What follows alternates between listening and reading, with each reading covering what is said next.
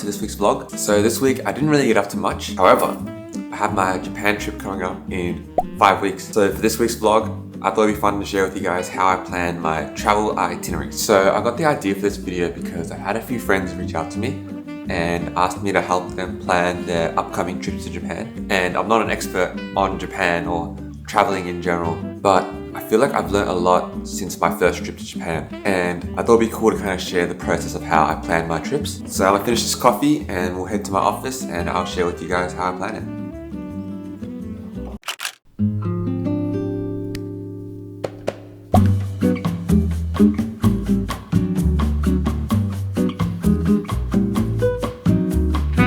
Alright, so we're now in my office and I got my trusty mic with me to narrate this, but just wanted to say a quick disclaimer.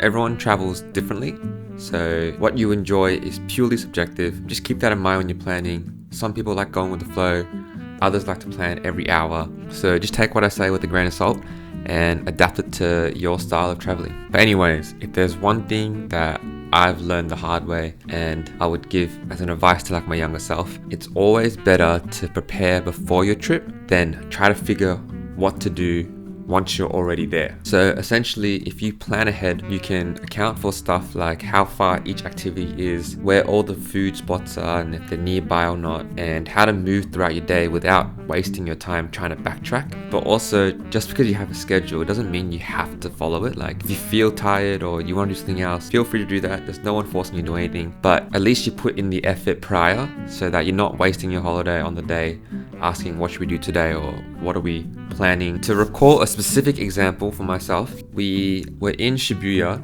and towards the end of our day we wanted to visit Shibuya Sky, and when we rocked up to the ticket booth they sold out and I think I couldn't purchase it for the next 2 days, and that was like my second last day in Japan, so I was pretty bummed out that we couldn't do Shibuya Sky. So it was one of those moments where like if I just spent a little bit of time just planning it out before, I would have avoided the situation. So onto the main bit, what I use to plan my trips.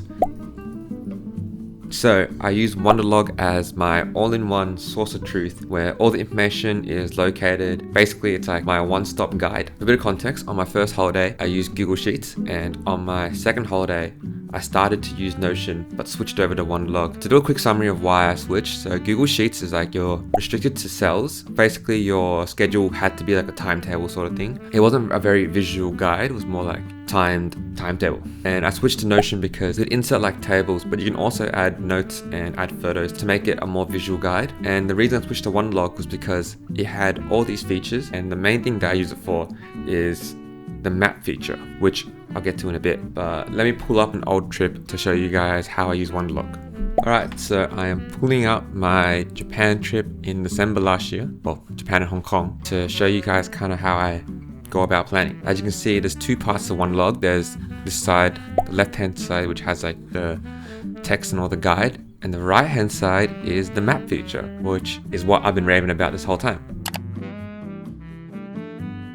The first thing I like to do when I plan is I like to set up these notes on the side here, so like on the overview tab. So what's cool at Wanderlog is that you can actually add your flights in. So to do this, you just click on flights, add another flight, and then you just forward the confirmation email you get when you book your flight to this email here. And once you input it, it will literally just load up the flight details, the flight name over here, and it will also input it into your itinerary. So if you look at Wednesday, it has the flight here. So good, so convenient. And also underneath flights you have hotels and lodging. So similarly, when you have your hotel booked, it sends you a confirmation email, you forward it to Wanderlog, and it updates your Wanderlog with your hotel. So as you can see, it has the dates here, it's the dates I'm staying, and also the price. So if you want to do a budget at the end of it, it's there too. So if I go to, this is Kyoto, Thursday, 12th of December. So 12th of December here, has it right here. Crazy. After that's done, I like to add in a few extra tabs for myself. So one is places to go, and then the second one is restaurants. So I break down the restaurants by restaurant chains, Tokyo restaurants, Osaka restaurants. You get the gist.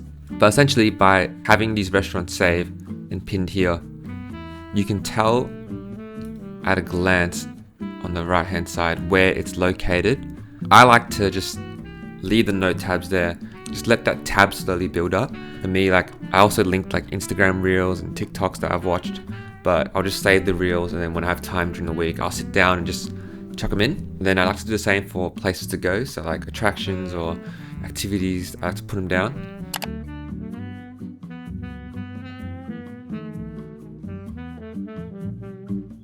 Then I can start grouping what I want to do based on where they're located. As you can see, like there's a bunch of things to do in this area, but also in Kyoto, if I go out, I think one of the days was here, Arashiyama. So in Arashiyama, there's also stuff that I wanted to do as well, and it made sense to group everything together. And if you want to really optimize your trip, you can look at the pins and figure out like what's the most optimal route so that you don't backtrack or miss anything. I personally like to do that because I don't want to spend too much time walking, but teach your own.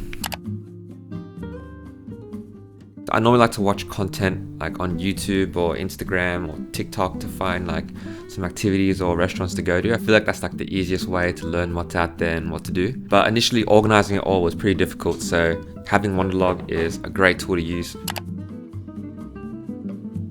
Some other pros that I want to mention is that when you put in the location you want to go to, so let's say Ramen Sen no Kaze, it tells you the opening time underneath. So there was a few times in our first trip to Japan where we had planned to go to a specific restaurant, but when we rocked up, it was actually closed, and I felt like that was pretty frustrating at the time because we were hungry, but also like we didn't know what to do or where to go afterwards. So yeah, don't be me, avoid that mistake. If you look at Ramen Sen no Kaze as well, you can see it's closed on Tuesday and Wednesday. If I move this to a Tuesday, so over here, Ramen Sen no Kaze, it tells you it's closed, so don't go. Another great feature is that when you use this on your phone, by the way, there is an app on your phone, you can click on Google Maps and it opens up Google Maps for you, and then you click directions and it'll take you there. If you look in between the locations, it tells you the distance in between. I don't know why it's feet. And shout out to Jolie, she also added like a review of each place we visited. So I'm also going to share this guide with you guys down below, so if you guys want to check out what we got up to, there's also a vlog on my channel, but if you want to see like what we actually thought about each place, I'll link that down below.